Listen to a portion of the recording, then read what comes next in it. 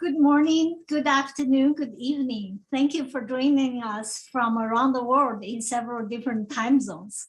I'm Leanne Liu, a faculty member with Georgia State University Center for International Business Education and Research, CIBER, here in Atlanta, Georgia. We come to you on behalf of the MSI CIBER Consortium that are organizing and running this webinar series. We have had over 50 webinars with 10,000 participants since April 2020, covering topics on research, teaching, education with talented colleagues and business executives. If this is your first time, welcome. These webinars are being recorded. You can find previous webinars on our GSU-CIBER website or our YouTube channel. When you exit this session, you will be directed to a brief survey with 5 questions. Please respond and give us feedback and your ideas about future topics. Handouts and materials from the speaker will be emailed to you if you have registered. Everyone except the panelists is muted. Please use the Q&A button for questions to the panelists and use the chat function for queries to our team, and we will respond. Today's webinar is a collaboration with Emerald Publishing. It's part 1 of a 3-part series on developing global case teaching materials. I will introduce our moderator, Professor Dockley, who will introduce our featured speaker. Professor Murad Dockley is an accomplished master teacher here at Georgia State University. He's the director of our Master of International Business program. He has won numerous awards for innovations in teaching, especially experiential teaching and study abroad program. He has published many cases and pedagogical works himself, and it serves on the editorial board of the Journal of International Business Education. So with that, I will turn over to Murad. Thank you, Leanne. That was generous. Thank you. And welcome, everyone. This is, as Leanne mentioned, the first session of our 3-part series on global case teaching, developing, writing, and publishing compact cases. We are glad that you can join us. So I see you come from multiple locations around the globe. So good morning, good afternoon, and good evening to some of you. Let's go ahead and please type in. I see some of you have done so already.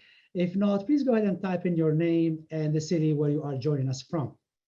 And you can do so in the chat area. I would also like to start with a Mentimeter here as just a quick poll. And I would like for you to just click on the link that I'm going to share with you right now, and then let us know your degree of engagement in cases. I'm going to share the screen here and see. So please go ahead and click on that link I just shared. And let's see how many of you are actively engaged in case writing, not actively engaged, but would like to soon, or just interested in teaching cases. And I believe my screen is showing, right? Thank you. All right.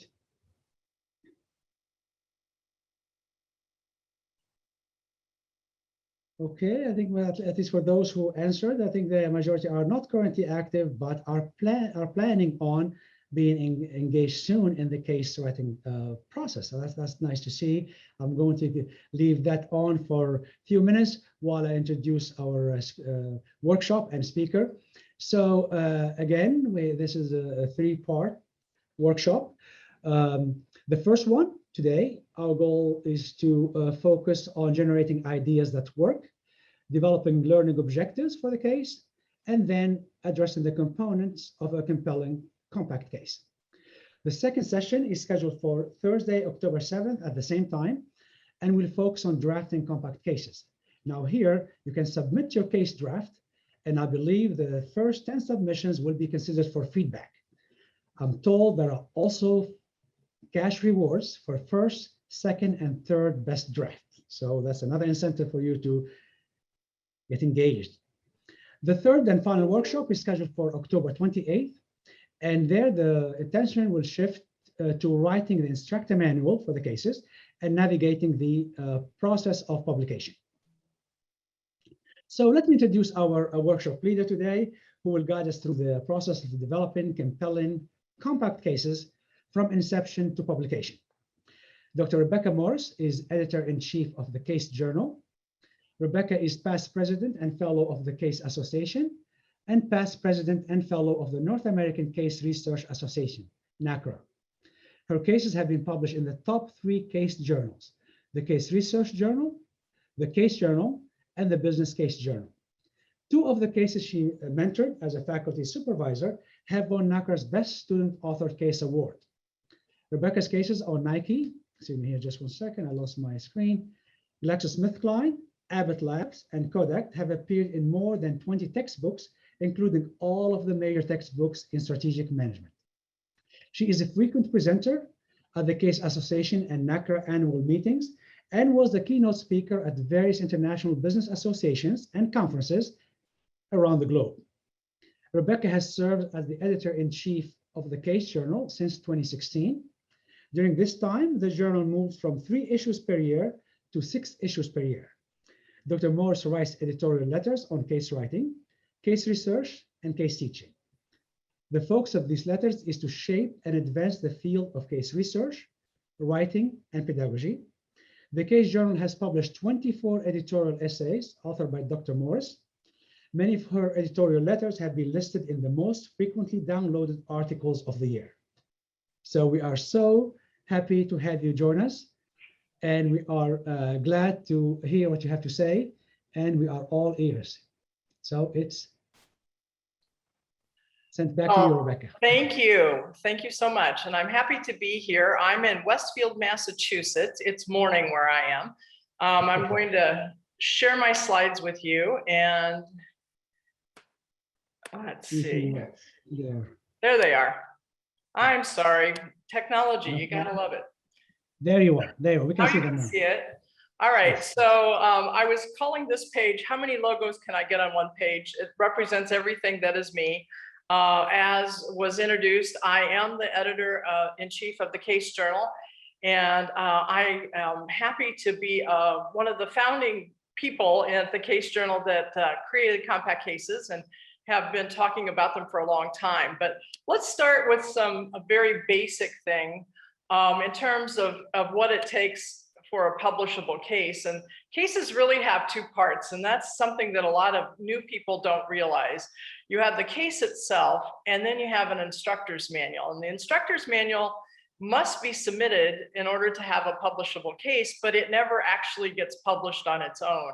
If you have used a lot of cases, you know that instructor's manuals are usually restricted, and only people that can be authorized as actual instructors receive the instructor's manual. So today we're going to focus mostly on the case. And the point I want to make about the case itself here is that most case conferences, case journals do not publish fictional cases.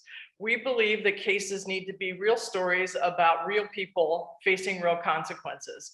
And so we're defining a case here as a factual story about actions. And if you've taught with cases, you know that the purpose of the case is to prompt students to think critically about the situation, make a decision, or perform some sort of analysis or evaluation. So we're going to focus today on the case. We'll have just a little bit of overlap with the instructor's manual in terms of learning objectives, but we'll focus in a subsequent seminar on the instructor's manual itself. But it takes the 2 parts in order to create a publishable case.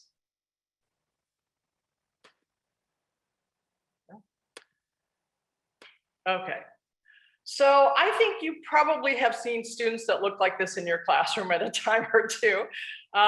What we find is that a lot of students aren't reading our cases anymore. And so they're coming to a class where you intend to discuss a case, and you get this kind of side eye. And one study said that students really only pay attention for 10 to 20 minutes. And so when we're giving them 25-page cases and asking them to read and prepare them, what we're finding is most of them don't see it worth their time. They'd rather sit at the back of the room and look at their shoes or out the window instead of engaging in the case discussion. And one of the recent studies that was done said that 60% of professors believe that this is a critical issue, that students need to come to class prepared to participate by having done the readings, but only approximately 10% don't read anything before they come to class. And then another 30% only reads a part of the material that you've assigned. So what's happening in a lot of case discussions that I've been told about, the instructor is basically either going to have to do charades or something in order to keep it going because the students really don't prepare, or they tend to discuss things based on their own personal experience that may have no relationship to the issues of the case itself. So we designed compact cases to try to address this lack of attention issue. And so our compact cases are designed to be 1,000 words long, and that they're intended to be read in only 15 minutes. Now, I want to caution you a little bit because we're not writing simpler cases. They're not dumbed down cases or case lights, if you will. They are full-fledged cases, but they tend to be more tightly focused than some of the traditional 25-page cases. And so one of the things that you'll find is if you're going to write a case, that short form can be very challenging. And so that's what we want to talk about today. What are some tips that you can use to be more successful with a short case as a case writer? So this slide compares traditional cases versus compact cases. And where we really want to focus is in the column that's in blue there. The difference between compact cases and traditional cases. Most of you probably teach with cases and have great experience with using what we would call a classical case. Now, as you can see, the case focus still is real people, real firms facing real issues, and that's true for compact cases as well. The case elements are pretty much identical. The exhibits become interesting because one of the things that the case journal we've done is that we realized that there are lots of different types of learners, and that some people learn better through visual references. And so we do not count the exhibits toward the word count. So what you'll oftentimes see is that compact cases will actually have more exhibits than you might expect in a traditional case, because we will use the exhibits to substitute for some of the narrative so that we can make the case short to read. But instead of going in depth on company history, for example, we might have a timeline that's an exhibit, and that will replace the narrative. Cases, in terms of length, it typically is about 2.5 to 3 pages for a compact case. Some journals are publishing what they call short cases. Harvard calls theirs brief cases, and they tend to be a little bit longer. So they can be about 5 pages, but we're trying to stick to the 3-page limit for compact cases at the case journal. So they're designed to be read in 15 minutes or less, as I discussed. This makes a difference in terms of the focus of the case as for what kind of learning outcomes are we looking for. So a compact case will be confined to no more than 3 learning objectives. Usually it's 2 to 3 learning objectives. So a little bit more tightly focused on what the learning outcome is supposed to be. And there's similar learning objectives to what we might have in a full-fledged case, a classical case, but they're just fewer of them. So you won't find that a compact case is supposed to integrate knowledge from 5 different courses.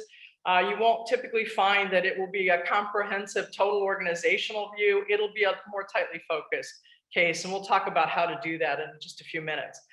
So discussion questions, they have the same type of discussion questions, but there's usually fewer in number than there might be for a classical case. So those are the differences. Now, one of the things that I believe is that what works sometimes for a short case does not necessarily work. Well, it will work for a long case, but a long case, what works for a long case won't work for a short case. That's perhaps the better way to look at it. And so that one of the things that I think is pretty critical to being successful with writing a compact case is that you have to have an idea that fits the form. So this slide talks about some different criteria that we might use to decide whether this idea that I have that I might have read about in the newspaper or in Forbes or Fortune or something like that. This idea that I have, will it work for a compact case? And so the first emphasis is on student learning. And it's important that students want to feel like the reading that they're doing is important and related to class outcomes. So does the idea relate to a key learning objective in your course? If it doesn't relate, then the students oftentimes will see that this is not worth it and they will move on. In terms of student engagement, we know that we have to entertain a little bit more in teaching than we used to. And so we have to find ideas that are interesting, relevant, or engaging. Think about it from their perspective, not your perspective. I mean, we tend to be academics, we tend to be a little nerdy, and we tend to be drawn to things that are related to our discipline in ways that pique our curiosity, but may not come across as something that an undergraduate student would be interested in. So a lot of times we look for ideas in companies that they might have some connection to. They might be a consumer of this particular company. We might look for issues that are perhaps really important issues that lead to other kinds of things that, for example, I have a colleague that just published a compact case on Starbucks and Black Lives Matter, and it was about dress codes at Starbucks and what was allowed and what wasn't. Now, students love it because they know Starbucks.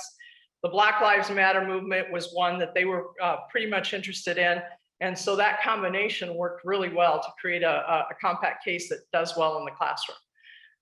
Does it have an achievable case focus? And this is kind of an interesting thing. One of the things we find with compact cases is that it helps to pick industries or companies that students already know and are familiar with. So one of the compact cases I wrote was about a fast food company. And as a fast food company, students kind of know how those work. And I don't have to explain a lot of the operations, but if I was going to write a case about making electric batteries for cars, students wouldn't have any idea how that's done. And so it couldn't be done in 1,000 words. It's a manufacturing process that would be too complex. They have no connection to it. And it would take far more narrative for me to be able to write that. So we have to kind of look at that. One of my big mistakes the other day was I was trying to write a case, wanted to make it a compact case on the climbing season in Mount Everest where they had so many deaths. And it was going to be a stakeholder analysis case. And the problem was there were too many stakeholders and each one of them needed to be explained. And the case wound up being about 5 to 6 pages long, too long for a compact case. But I mean, there wasn't any way to make it any shorter. There were just too many stakeholders. And so that idea, should have been avoided. I should have known better, but I learned. So I won't make that same mistake twice. The last piece here is something that a mentor taught me a long time ago in case writing is, will the case sing? And you know this when you've had a case where it's just so good. You use it over and over again because it generates great discussion. People get engaged in it and it really produces good learning outcomes. So there are some different criteria about what will it sing. One is that the case has to have a good issue or problem that would generate good discussion. Secondly, it has to have the right pieces. It has to have an intriguing context, something different, something that will pique students' curiosity and interest.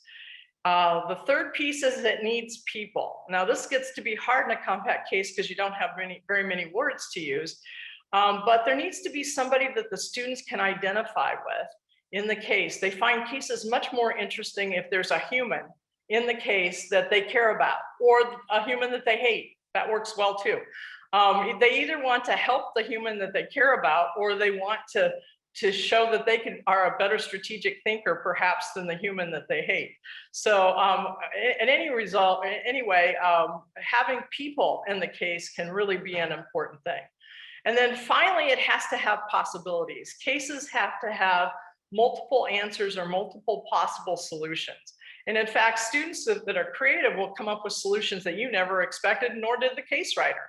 And that's the perfect solution here. So a case that sings has to have the right problem, the right pieces, the right people, and the right possibilities. And so you can use this in a sense to check your ideas. I usually get most of my ideas reading popular press, newspapers, industry periodicals and things like that, stuff that's in the news. Students love it when the case is more current. So if you can pick things out like that, they can be, you can check them out with will it sing and determine whether or not it would be a good case for you to do. So now we're going to start an interactive challenge. And so today I'm going to ask you to participate by thinking about an international business event that you may have read about or heard in the news. And I want you to briefly share your idea by typing it into the chat, and then we'll pick a few of those and we'll talk about will it sing or will it flop. So can you start in the chat? And I can't see the chat, so this is going to be interesting. Now I can see it. Anybody got some ideas? Rebecca, I'm looking at the chat, and actually I'm looking at the Q&A. We have quite a few questions here. We can address them, some of them now. They're related to something we just mentioned. Okay. If you want to look at a couple of those, it's up to you if you want to see them now or later. I can't see them, so. I can, yeah, they are in the Q&A down there. But one of the question is, do you need to get company, this is from James Davis, you need company approval before writing a case, if it's about a case. And but what if you work in a company, you have access to information that might put the company in a bad light, even though the case is factual? I have that in a coming slide, but basically if you use any kind of company information directly from the company itself that is not publicly available, you do need a signed release. The company would have to give permission for your case to be considered for publication. Most compact cases tend to be written from secondary sources or publicly available sources, and so they do not need a case release. So you just need to cite all of the sources so that it can be traced back to whatever article or video that you watched that you got the quote from. Okay, very good. I will hold off on some of these questions because I believe the answer might come in the next few slides, and we should have time to all right, so it looks like everybody is keyed into the launch of Apple products. What would be the issue of this case? We've got several people, right? Anybody, is there a problem with Apple's new launch? We have to have a problem or an issue. I mean, the launch is one thing, but what's the problem or the issue?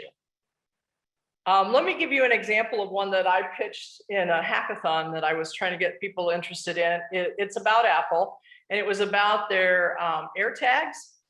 And the article I found was talking about the fact that these AirTags could be used by nefarious people to track and assault people that had them in their possession, that they were concerned that people were going to get beat up or robbed because the AirTags could be, the Apple AirTags could be tracked.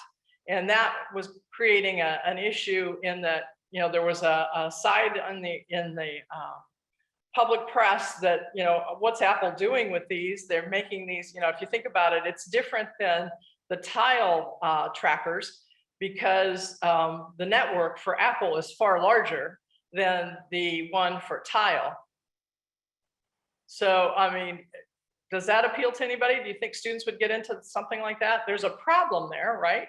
We've got the one side of the press saying, there's a security issue with these that needs to be addressed. And Apple saying, well, you know, we want to introduce this product and we intend to grow it. And you know, so those kind of things could work. The advantage of that particular case idea to me was that, you know, again, students are interested in Apple. They don't need to know how the AirTags work to know how to, you know, to address the security issue. And so it could be probably accomplished in a compact case. Now, several of you are writing about the supply chain issues with the blockage of the Suez Canal. That could be interesting. It was certainly public. Everybody saw it. There was probably going to be a lot of people talking about it. And again, you're looking for something where there are people. So you could write it a number of different ways. You could perhaps write it from the perspective of a shipper who can't get their goods to their market, right? And talk about how that affected a particular company, right? Do students need to know how the canal works to be able to address the blockage?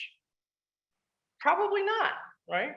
That it's just enough for them to be able to understand that, look, there's a stoppage here in the canal and the goods can't get from Asia to North America, and that it's impacting the availability of products, which also impacts then sales for companies and so forth. So I think that these are good idea. Ford's exit from India might be a little bit complex. I don't know. You might have to narrow down what aspect of that you might be concerned with. All right. So does that give you an idea of some of the things that we think about? You know, again, how long is it going to take me to explain it? And what kind of issues? Now, I am going to talk a little bit about my own personal process as we go through this. But this is the slide I was referencing about primary and secondary sources.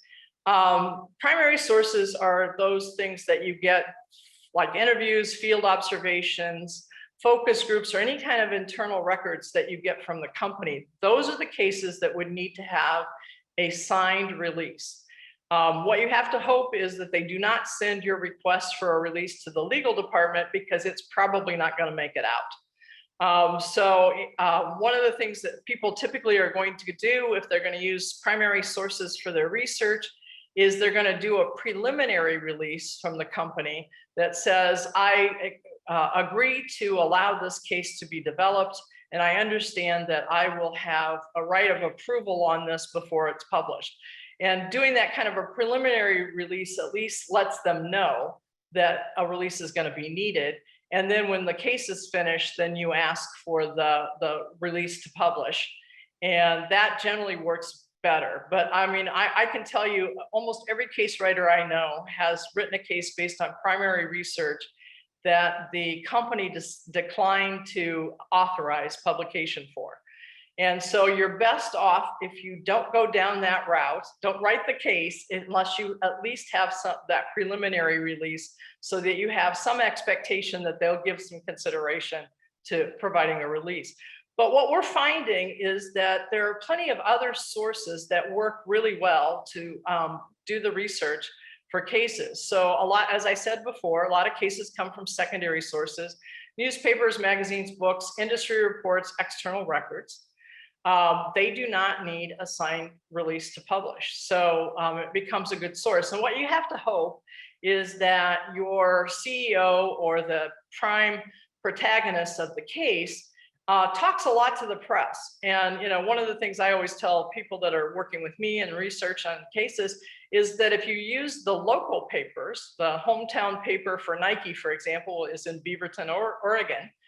They publish a lot about Nike, and they quote the executives all the time. And so if I look at that narrow, specific newspaper, I'm probably going to find some good stuff that I can use in writing my case. Now I'm going to have to cite all of it so that, you know, my sources are identified and I have a valid research piece here. I call these middle ones quasi-primary sources. If you think about it, in today's internet, there's lots of videos available of CEOs giving speeches. There are TED Talks. There are things like that where you can see some of the people that you want to write about, and you can directly watch them. You can see how they move. You can see their tone of voice. You can quote them directly. And it's almost as good as being in the room where they're talking, but not quite. But if you cite the source of the quotation as a TED Talk, for example, that's perfectly acceptable and no release is needed, because that's a publicly available source. Transcripts of trials, congressional testimony, archives that you might have someplace, and social media. I mean, some CEOs tweet. And so if you want to quote them, the Twitter feed is perhaps a good source. And so all of these things can be used to create cases, but what we're hoping is, and that's what the arrows are trying to suggest, is that we'll get a convergence of data, that we will have sources that confirm things and we can triangulate from that so that we're pretty confident that we're presenting the situation as it really happened, even though we're using secondary or quasi-primary sources. So we want that kind of convergence. So not just one side of the issue, but we want things to come together. And as we write cases, we're trying to be as objective about the situation as possible. We're writing as an objective journalist, if you will, not putting our opinion in the case itself. If you want to express an opinion about whether you thought it was a really stupid idea or something that the company did, you can put that in the instructor's manual. But in the case, we're supposed to even-handedly present both sides of an issue and let the students decide which one is the right one. And we'll find that they'll conflict and they'll disagree too, and that makes for great discussion. All right, so let's move on. So we collect our data, and then we get started writing a case. And so this is a roadmap of the different components of a compact case. And I'm going to briefly go through them, and then we will talk about the writing process. So if you start a case, the first paragraph is usually the opening hook. And what we're trying to do in that first paragraph is set the stage for the students. Who's involved? When is this case happening? And what's the situation? What kind of problem is it? We don't want to tell them the whole problem, but we want to give them enough of a tip-off so that as they read the rest of the case, they're looking for things that relate to this problem that we've identified. And so we want to try to engage the students. We want them to not have the answer in the first paragraph, but we want them to be intrigued enough to say, well, how does this turn out? You know, what happens here? Does the company get shut down by the federal, agents, or does it survive to live another day? We want them to have some reason to read further. So you want to make the opening hook exciting, interesting, and a little bit intriguing so that the students will read further. Next, we either have the company story or the industry overview. It kind of depends on what kind of case you're writing. Strategy people, we like to start with the industry first. International business, I'm a strategy international business person, so I start with the industry first, and then I start with the company story. We have to try to provide the industry overview very quickly to provide the context and the competitive information that is important. Now, for competitive information in a compact case, I would probably put that in an exhibit. I might put market shares and things like that of key competitors in an exhibit so that I don't have to spend a lot of my narrative explaining those kind of things. Company story, this is another one. I tend to like company history, and I could write for pages and pages on it, but in a compact case, we don't have pages and pages. So you have to provide enough information about what's unique about the company or any kind of background information that's related to the issue that you're talking about without going on and on and on and on. So brief kind of key facts for the company story. Same thing with the managers. And as I talk about my writing process, it's important that we have people in the case, but I tend to work those into the opening hook and the closing hook rather than have a separate section that talks about managers. But it sort of depends upon the focus of your case. I mean, if you're talking about management succession issues, then perhaps the managers become more important and you may need to devote more space to it. Finally, we get to the real central part of the case. What's the problem or the case focus? And we describe the problems or issues that need to be addressed, that we want the students to wrestle with as they start thinking critically about the case. And one of the issues that we have to deal with in this particular section is we have to make it clear that this is a problem that needs to be solved. Sometimes we tend to write and say, well, there's an issue here, but we don't really drive it home and say, look, if this issue isn't fixed, the company's likely to go bankrupt in 6 months. That would make the problem a little bit more critical and would perhaps draw the students' interest to it.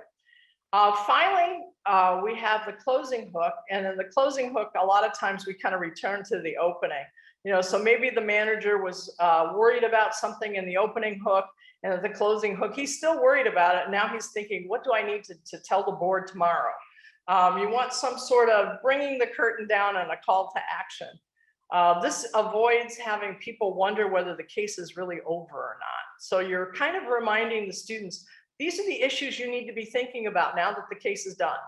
And so you go back to the opening hook and talk about this problem that this manager is facing and how difficult it is to solve, and that he really needs a solution very quickly because things are starting to get very bad. Then the last piece is the exhibits, and I put it in the last, but generally they're going to be sprinkled throughout the case. And there are lots of things we can do with exhibits, lots of different kinds of things. The compact case that I'm going to share with you after this workshop has an infographic that has a lot of information in it. And I will tell you that if you're careful about your exhibits, you make them interesting, and you provide important information in them, students will actually look at them and use that data in their discussion. And this to me was a revelation, because in most traditional cases, and especially in strategy, you just have the income statement and balance sheet, 5 years of income statement, 5 years of balance sheet. And typically what students do when they hit that is they just turn the page. They don't look at it, they don't do any analysis. They it's like, oh, here's a break here, I can turn the page. But when you make the exhibits engaging, students will actually use the data to support their decisions or their recommendations. And that's really what we want. So give some thought to being innovative with your exhibits. So here's how I really do my writing. The case that I'm going to share with you is about Chipotle. And so I read an article, a couple of articles, and it was about their supply chain problems with pork. That the kind of pork that they wanted to serve in the restaurants was in short supply. They were growing rather rapidly, and they were having problems. So they were having outages in different restaurants and so forth. So basically, one of the first things we need to do before we actually start writing and actually collecting the data is deciding, what is this case really about? What's the key issue? What are the important things? And so what you see in the left side of the screen are some of my notes, and I'll admit I typed them up so they look better today. But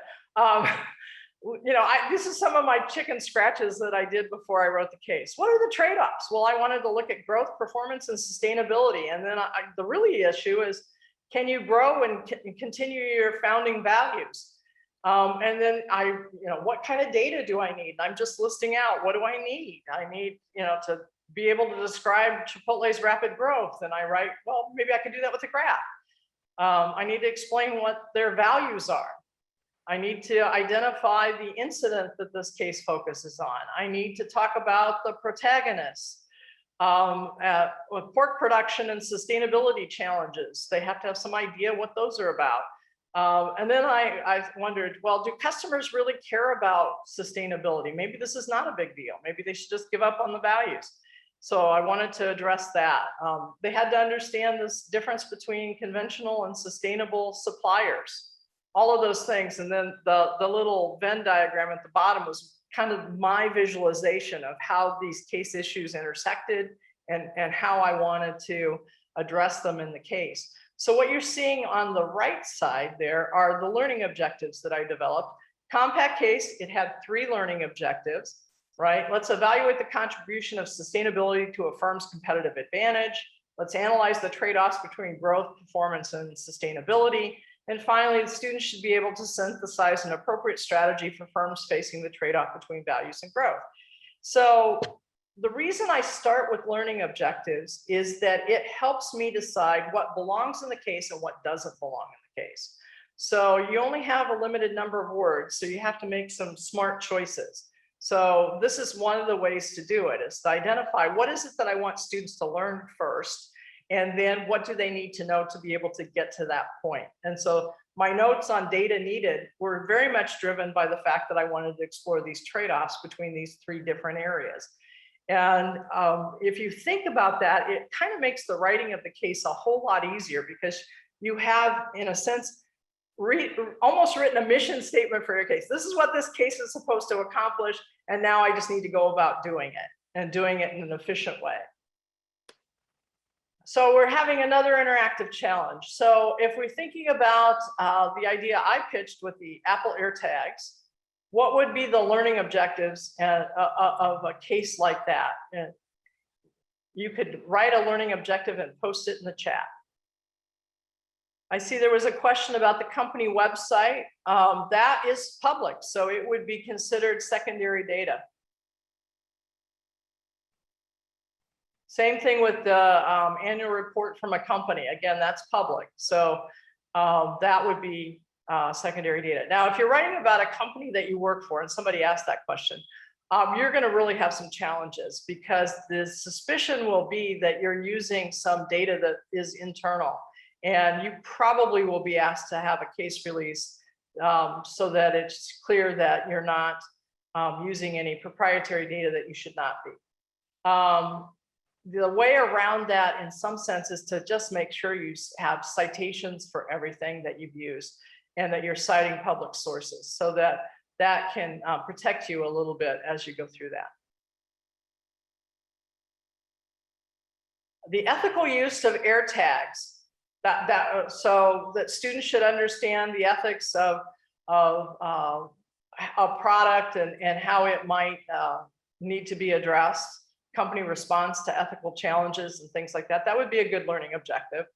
Typically, learning objectives start with a verb, something that we want students to do. And so if you remember the slide that I showed previously, they were things like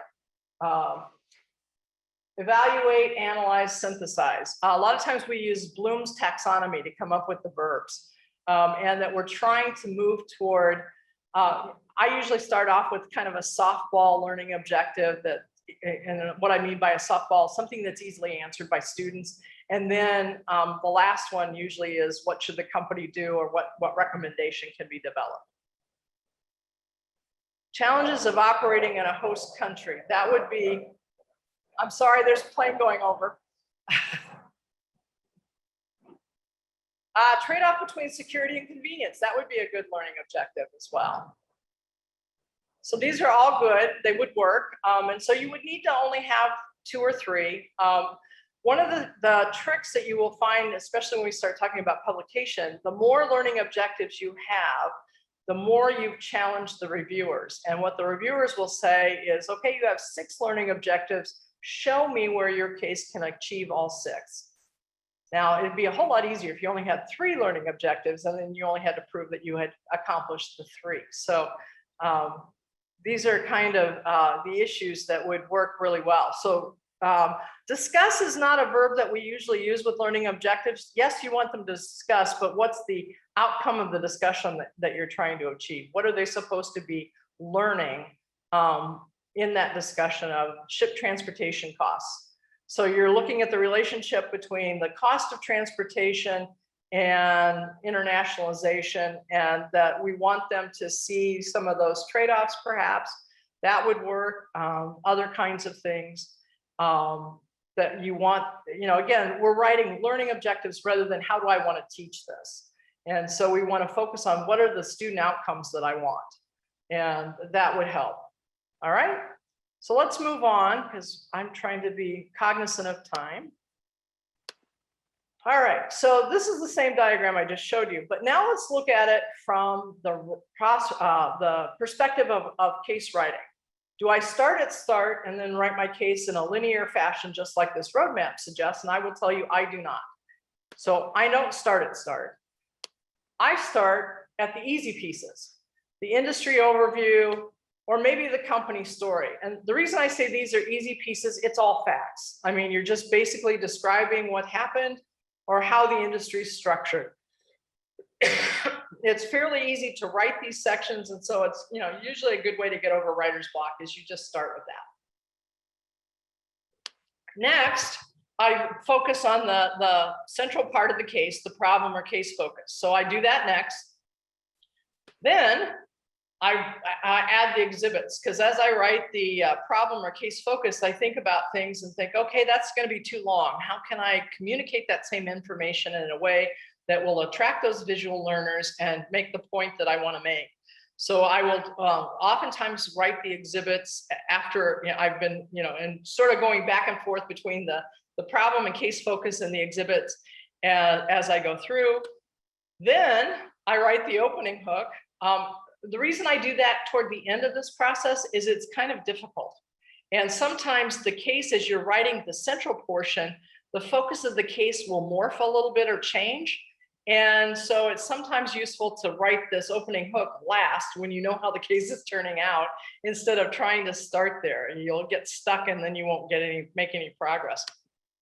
Then finally, I get to the closing hook and I write that last. And you'll notice that I didn't put anything for the managers. And that's because if I'm writing a compact case, I'm going to try to weave some quotes from whoever the key decision maker is into the opening hook and the closing hook. So I'm not going to necessarily have a special section for just the managers. All right, so let's talk about your case, compact case word budget. People always ask me, well, how long should each section be? And so I decided to finally sit down and think about that. The opening hook can be less than 150 words. I have examples of people that have done it very effectively in 50 words or less. You can make it longer if you incorporate direct quotes from the managers, as I suggested earlier. The industry overview, you only get about 50 words. Now, the average sentence today is between 15 and 20 words. So if you only get 50, you're talking about only a couple of sentences about the industry overview. So you have to be really critical about what you think the students need to know to understand this industry. And that's some of the reason why I emphasized earlier, picking the right case idea, picking something that students might have some connection to, because you can count on them to supplement whatever it is that you're writing. And then the company story, only relevant information, again, less than 50 words, just a few sentences to talk about the company story. So in my Chipotle case, I wanted to talk about the fact that McDonald's had owned Chipotle at one point, and that they had decided that they didn't work well together. McDonald's was hoping that they would learn some innovative practices from Chipotle, and Chipotle found that being part of a big corporate conglomerate was not something that they wanted, and that they wanted to be independent again, so they didn't stay together. But instead of putting that narrative, think how long it would take me to explain that. How many words did I just use? I put it in a infographic as an exhibit, and the students read it, talk about it. It comes up in discussion all the time, so it's not lost there. But I managed to do it without having it impact the total word count for the case. Managers, you can have less than 100 words, but that's best if the quotes are used. So again, not a lot. So this is another reason why we see a lot of compact cases using only secondary sources, because they don't have a lot of primary data, interview data, and things like that. They don't have to develop the character quite as much as they would if they were going to use primary sources. And then we go to the problem or case focus. And again, that's the central component of the case. So you get a whole big 500 words for that. And you'll find you'll be challenged for that. I learned that adjectives were something that I couldn't afford on my case word budget. I had to cut back and pare back and simplify and really try to make my point stronger in less narrative. And so you get 500 words, and that is the biggest part of the case. 500 words is about a whole page. So, you know, that it should be the biggest part of the case, because that's where you're describing what's happening and what needs to be considered as they go forward with the decision. And then finally, the closing hook, again, you can have 100, I'll give you 150 words in your budget for that. And it can be usually done in 2 or 3 sentences. We typically don't end the case with assignment questions. And the reason we don't is that we want to give the adopting instructor the freedom to go in whatever direction they want to go with the case, make whatever assignment they want. If you end the case with, here are the things you should consider, student, 1, 2, 3, that's all they consider. And so if you end the case with, here's the problem, they're still worried about it, they need a decision quickly, it needs to address the trade-off between growth, performance, and sustainability, and you end it there, they're forced to be more creative in how they think about it, and to think more critically through the situation.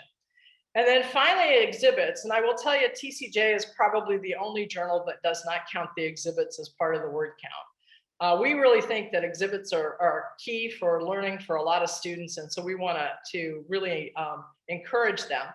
The issue will become relevance. You know, I can put all sorts of things in the exhibits if they're not counted toward my word count, but what will happen is they need to be used in the analysis of the case. So reviewers will say, you can eliminate exhibit 3, 4, and 5 because you never use them in your answers to the discussion questions. So you want to be careful about that. A lot of times people will put a picture of the CEO in there, and I always come back with, well, what's the point of the picture? If it's to show that it's an old white guy, that might be important, but you didn't talk about that in the case at all. So the picture really adds no value in the particular case. Now, if you wanted to, you know, if the case was about diversity in the workplace and you had pictures, that might be useful. But for the particular focus of the case, the CEO's, you know, picture really didn't add a whole lot of value to the case itself. All right. So some basic case writing conventions, these we can go through fairly quickly. If you've written cases, it's the same for a compact case as it is for a traditional one. All cases are written in the past tense, except for direct quotes from individuals. I was told by one of my mentors that this is so that when your case becomes a best-selling case, one that's used for a significant number of time, the time frames don't get so confusing for students. So for example, if you've got a case that's a couple years old before people get access to it, people are really confused by what you mean the last 2 years. What does that really mean? Is it the last 2 years when I'm reading it? Is it some time ago? And that can make a difference to the analysis. And so the other thing is, if you don't write in past tense, you're flipping between past tense and present tense, and it gets very confusing. So if you think about it, you're writing about events that have already happened anyway. So the past tense would be the appropriate tense. No personal pronouns. Don't use the company they when you're referencing firms. Companies don't make decisions, the people do. And so if you're referring to people, you can use personal pronouns. But when you're referring to the company, Starbucks as a company, for example, Starbucks doesn't make the decisions. The managers at Starbucks make the decisions. And then there should be no analysis in the case. So sometimes people will put a SWOT analysis in the case. That really is you're interpreting the data. You're interpreting the data for the students, and we really want them to do the work. So if you're going to have a SWOT analysis, it should be in the instructor's manual, not in the case itself. So in the case, we should provide enough information so students can do a SWOT analysis if that's what we're looking for, but we really shouldn't just provide it for them.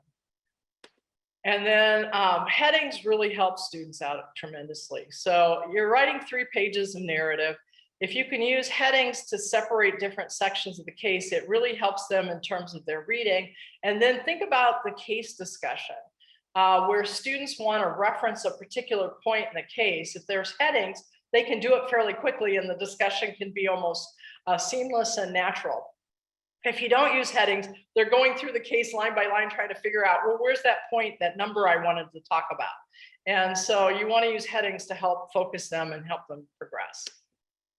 And then because we tend to use a lot of secondary sources in compact cases, you want to include appropriate citations for specific data, quotes, and so forth, and that they should follow a standard format. I typically use APA, but as long as you're consistent and use an appropriate format, it would be accepted. But secondary cases typically do have a lot of citations. Now, it's your choice whether you put them as footnotes or whether you put them as endnotes. Students oftentimes like them better as endnotes because they think that a big list of sources at the bottom of the page is almost like a break, and that it causes them to be distracted when they're reading, and they just assume that they not be there.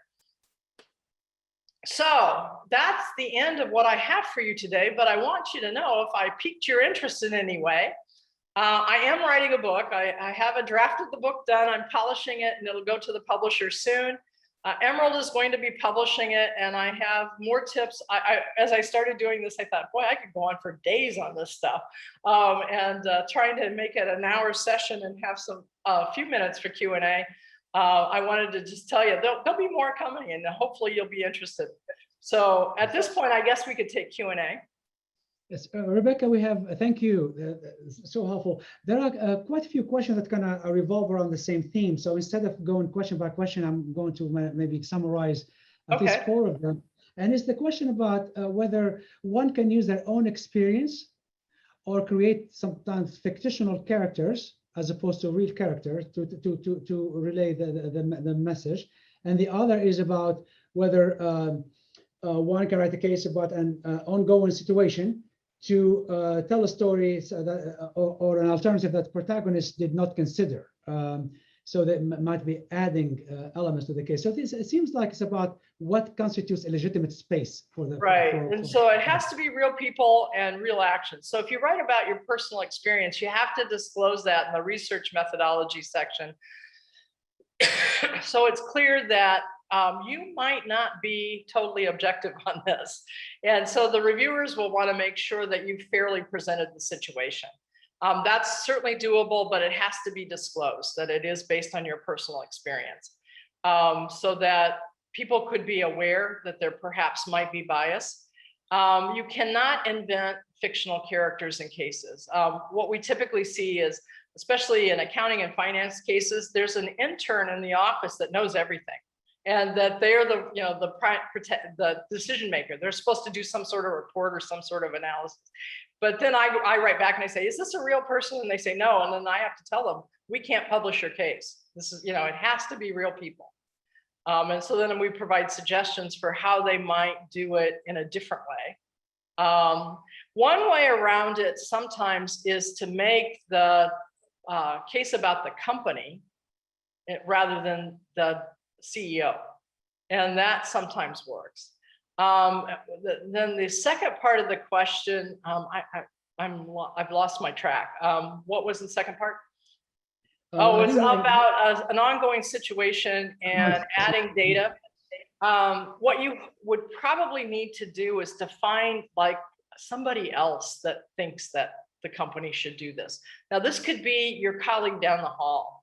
I mean, it could be, a professor at the university thought, why didn't the company think about this? And you could quote that person, and that's a real person. You could, find somebody, a customer perhaps, that wondered, well, why didn't the company do it this way? Or a secondary source where, there was an editorial, there was a tweet, something that criticized the company that would suggest that people were thinking about this idea, but you have to have a source. You can't just make it up and stick it in.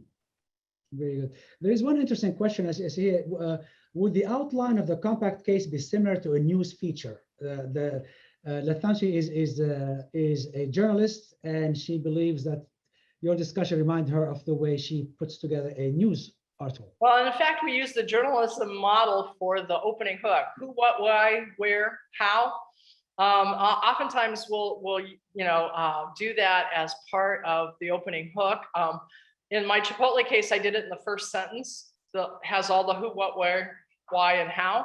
That's what I mean by grounding the case. So yes, we do use that model. And so it would be very similar.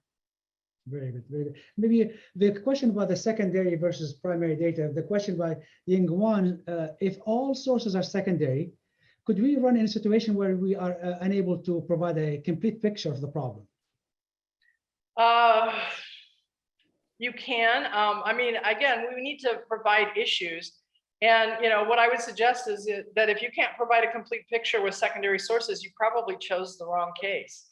You might have to rethink that in some way. Is there a way to shallow it up a little bit so that you really don't have to have all the details of the manufacturing process? We can't have the company making decisions that they didn't actually make. So you have to find them thinking about things. The Kodak case that I wrote.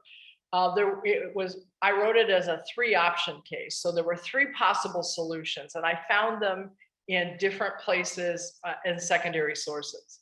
One was that Kodak could sell out to Berkshire Hathaway and Warren Buffett, and so I could use that and then write about that. But you have to find somebody that's suggesting the ideas. You can't just plant decisions and say, well, the company was considering this, because we don't know. Okay. Well, thank you, Rebecca. I know we are right at 12 o'clock. A reminder that this is part 1 of a 3-part series, and we will keep the conversation going, I think, on October 7th, same day and time, and also on October 28th. And there are quite a few questions here. I know there's some mechanics type of questions, so we should be able to answer those. And I hope that maybe next couple of weeks, we'll be able to address all of these. And some of them actually relate to our discussion on October 7th. So I'm going to pass this along to my colleague, Leanne Liu.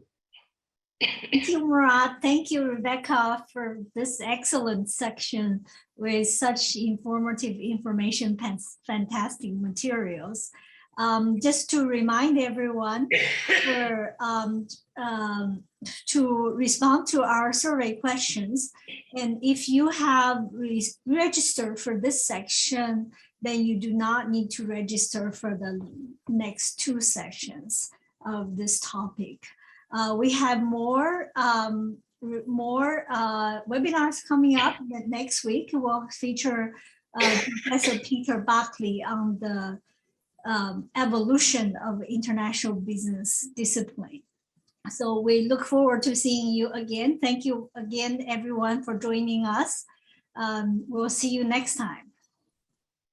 Thank you. And I believe they receive a survey too, so please make sure you complete, I think, that survey. Thank you, everyone.